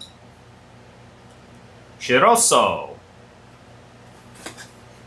So, for those of you guys wondering, this has now become a Say AeroPress tutorial stream. As you guys know, brewing coffee is very difficult, and you just need to pour water on it, and things are usually good. Okay, so generally speaking, Say AeroPress in their cafe, and also if you're doing it at home, somebody can clip this if you don't know what to do, is you want an AeroPress clear or any of them nowadays. I like clear because it's Triton, it holds heat a little bit better.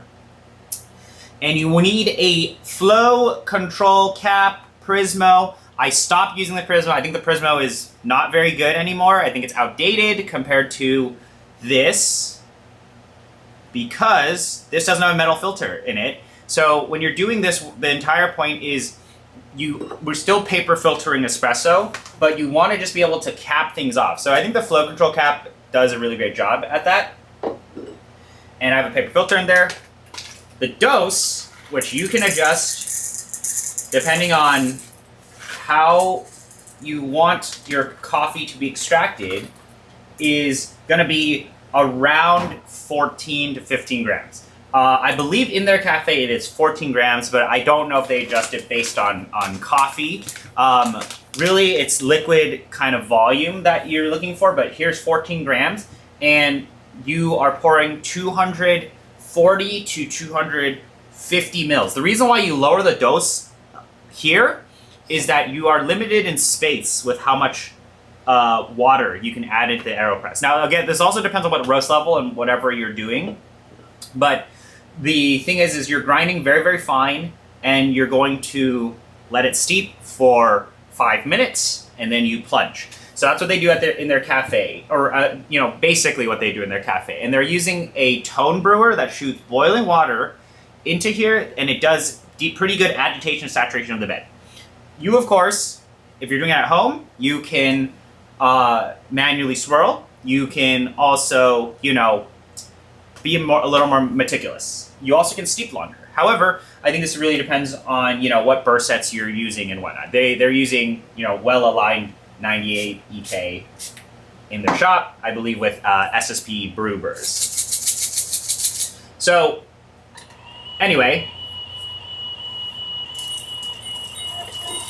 we don't need a slow feed too crazily with AeroPress. In fact, a big reason why we like AeroPress and some of these ratios is that if you have a very expressive coffee, it should stand out in something like AeroPress, but have the nice body, nice sweetness. So I did preheat this a little, and it's still holding up. Water temperature, by the way, use 100 Celsius, and you're just gonna pour like this. And that's gonna do a lot of that agitation for you. Depending on kettle, the more agitation you do, the general experience I have had is a more vibrancy at the beginning. And what you do is you get a little thing to just cover the AeroPress to help retain the temperature. So I'm gonna go get a little cup for that.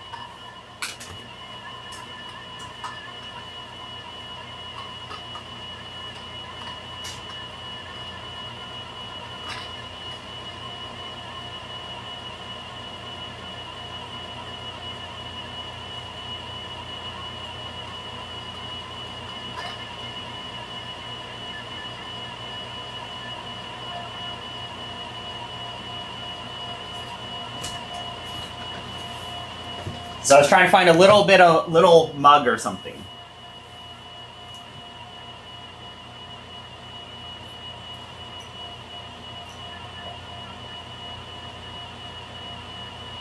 So you can use a small mug, or this is like an IKEA mug. As long as you cover the AeroPress like this, it should be good. So let's go ahead and do that.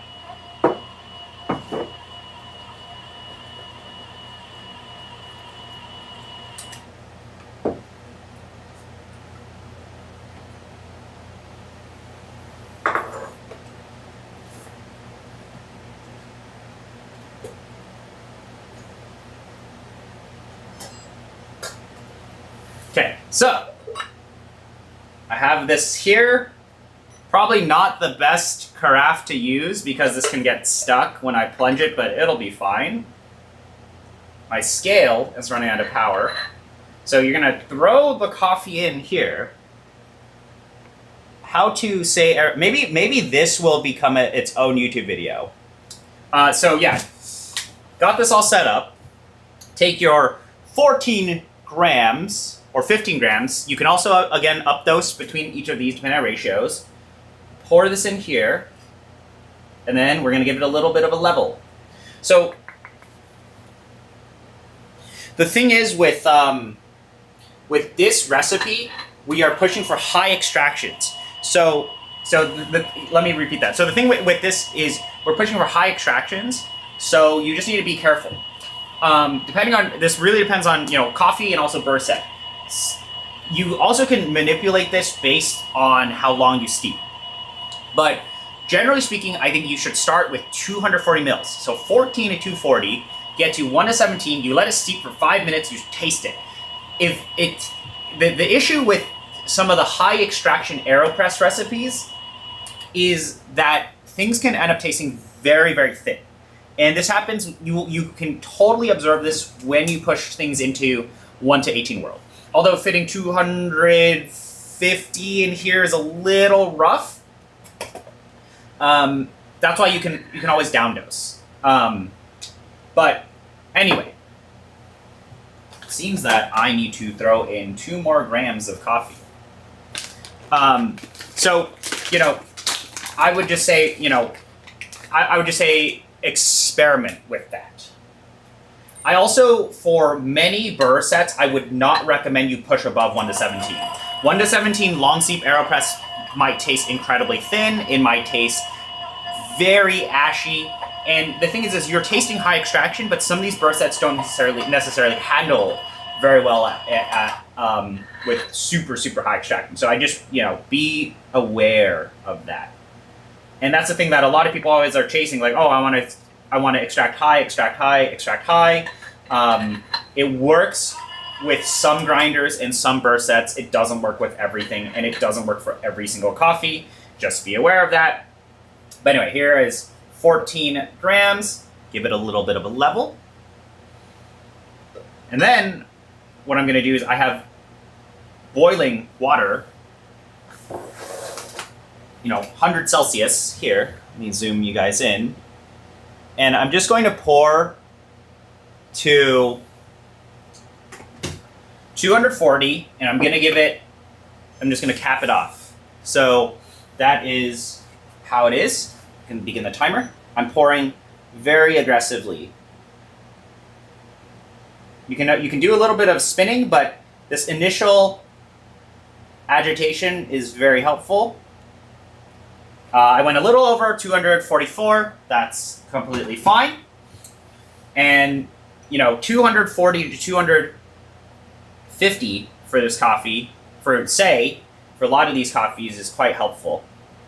And then just cap it off, and you let it sit for 5 minutes. So that is all you do. Very, very hard.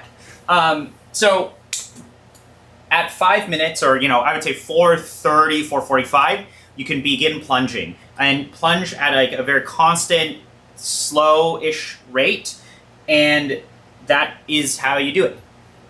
And I'll taste this, and I'll tell you guys about what kind of optimizations you can do. But pretty much because they're doing stuff in a cafe, they can't be agitating the thing all the time, right? So the initial agitation does, in my opinion, a really, really great job at saturating everything. What you will find, though, is if you do observe the grounds, you will see that they'll kind of be up here, suspended up here. If you do want to, resaturate them, you can spin the AeroPress a little, and you theoretically will get a better extraction. But this is, for simplicity purposes, a very, very good recipe, a very good starting point for a lot of the Say coffees.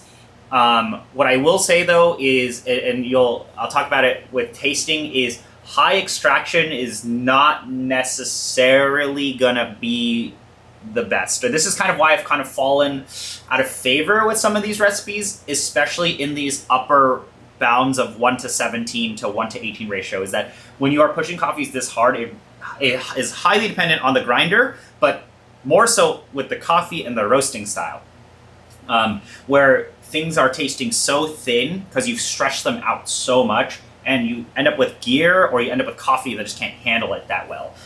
So that's why I start with 5 minutes and see.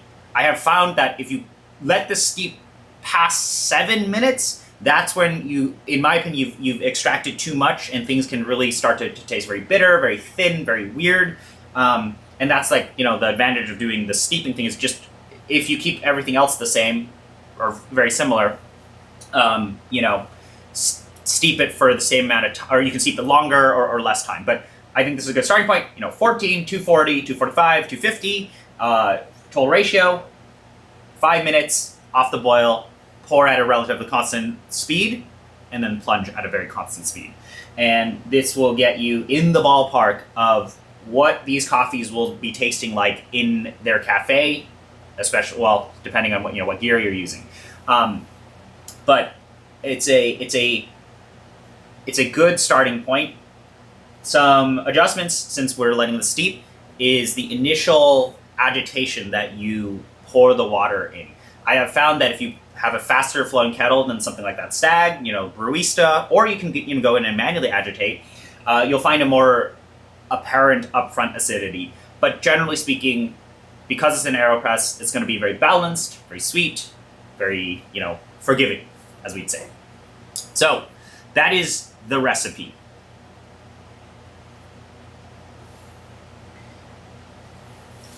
I'm going to lift this up at 5 minutes, and I'm going to plunge. But, you can definitely see the fines, or a lot of things will move around, but I don't really think you need to worry about that too much, right?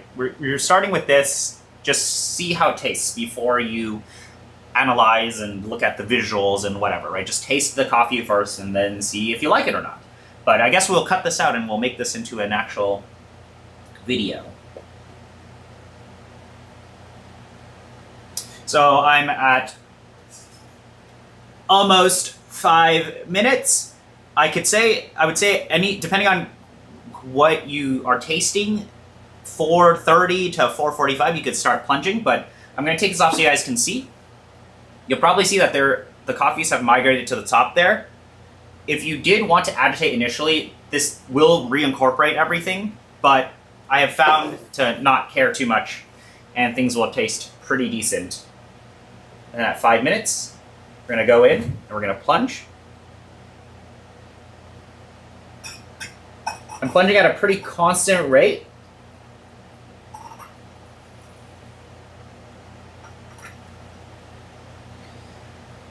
Around 30-ish seconds. But you can kind of see I'm just kind of leaning on the AeroPress, and I'm pushing the water through, or the brewed coffee through.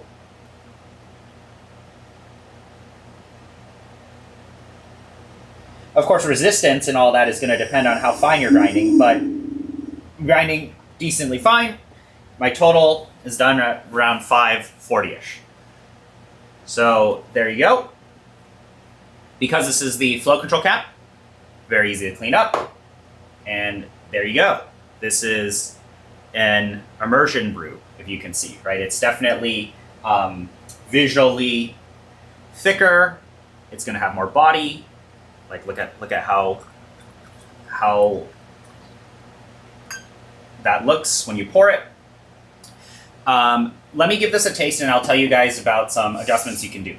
But generally speaking, with Sei coffees, you want to let them cool until a little bit above room temperature, like ever so slightly above room temperature. That's when I think they taste the best, in my opinion. But yeah, I'm gonna go and pour some in here and give it a taste. And then we can look at this AeroPress puck. This should knock out pretty easily because you have the filter. See, you got the filter. Then if I push this up a little, you can see this will come out very easily. It's very hot right now, but you'll get, you're not going to see any cracks. You're not going to see any like weirdness. If you see cracks, I think you're grinding a little too fine, or your grinder is creating a lot of fines. And yeah, so this is like a quote unquote evenly extracted AeroPress. You will see, because we didn't agitate and reincorporate stuff, you will just see like kind of layers, like you will see some fines in certain places. But generally speaking, that is how you can tell is if your puck is like all together. Are you grinding within reason? So, yep, let me taste this now, and I'll tell you guys about some slight optimizations that you can do. The first thing, again, is let the Estate coffees cool. Let them cool until they're just above room temperature. And the main thing that I'm looking for, and this is definitely preferential, is where is the acidity happening? Or like, in this case, I've kind of had a half and half experience, or a 50, I've been very 50-50 on this style of brewing. Because I do think that it is a little too dependent on ratios and the coffee itself. Is that some of the Estate coffees are really great 1 to 18. 1 to, you can only fit so much water in the AeroPress. But I've generally started to just do 1 to 17s, 14 to 240, or even 245, because it's a lot easier to pour in the AeroPress. And then second of all, I feel that in the 18 to 18 and a half, 19 ratios, just in general, things can be just a little too thin, a little too muddy. And that's the nature of high extraction.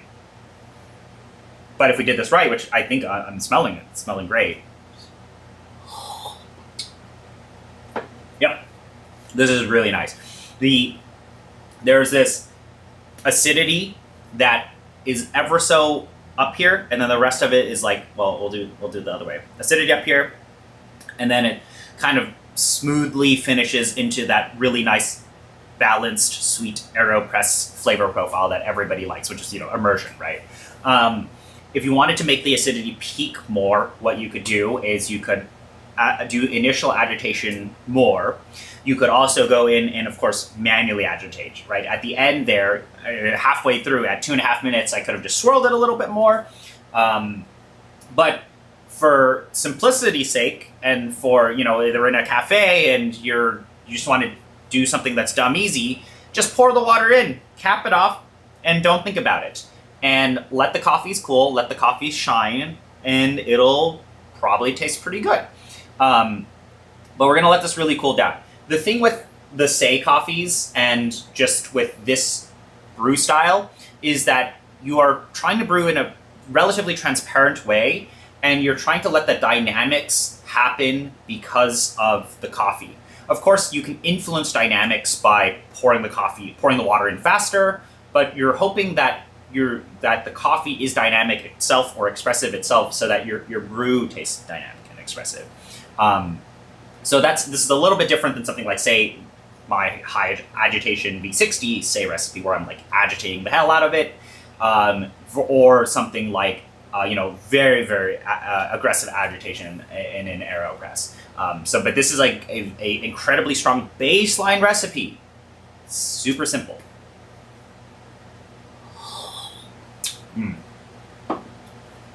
I mean, this is really nice.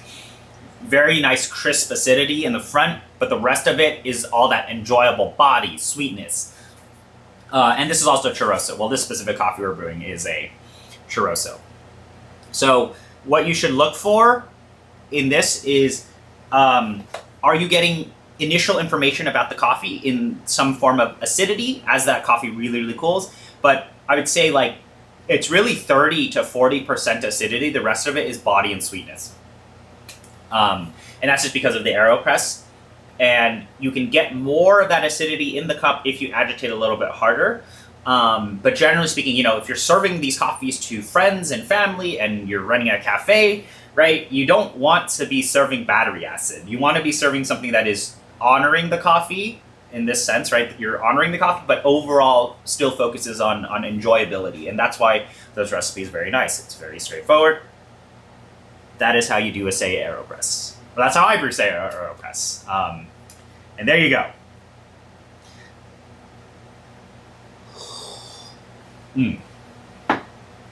But yeah, as it really cools down, what's going to happen is you're going to get a peak of acidity, and the rest of it's going to be body and sweetness. And it's going to have that really nice immersion coffee taste.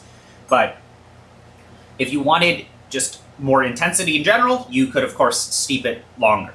But yeah, I'm rambling on a little bit. But yeah, we're going to cut this stream bit part, and I'm going to put this in an actual video for people to, stream highlight, say AeroPress recipe. Okay.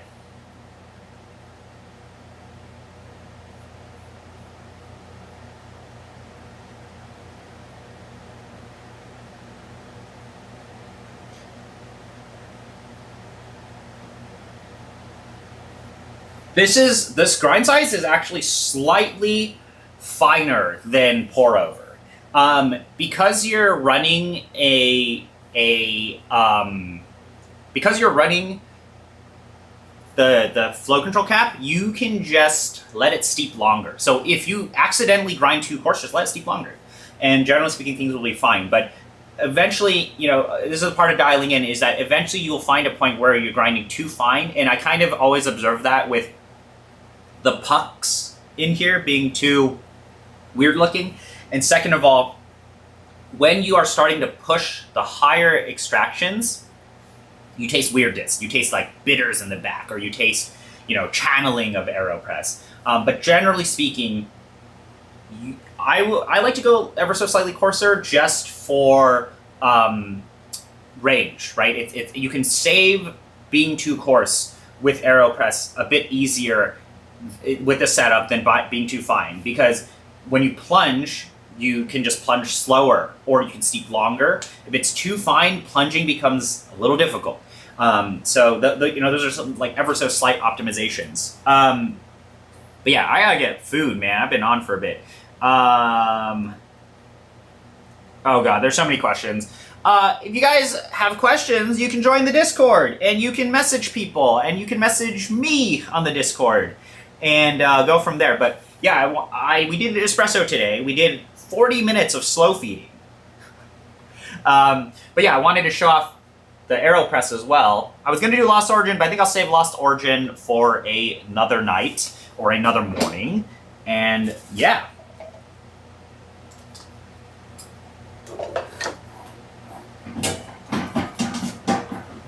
But yeah, this churroso is tasting really nice. And I'm going to wrap up now.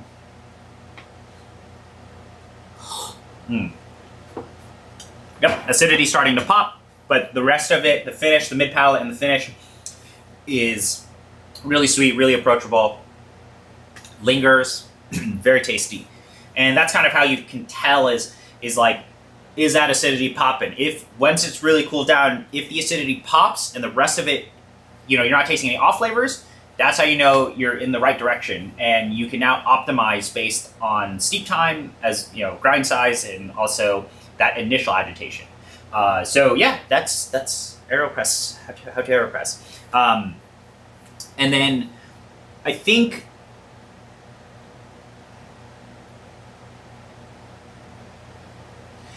okay, all right. Any closer discussions on any of this stuff? Go to the Discord. Go to Discord. Very easy to find people who are very much more helpful than I will ever be on Discord. But yeah, all right, guys. I will see you later. Have a nice morning, night, afternoon, wherever you are in the world. Goodbye.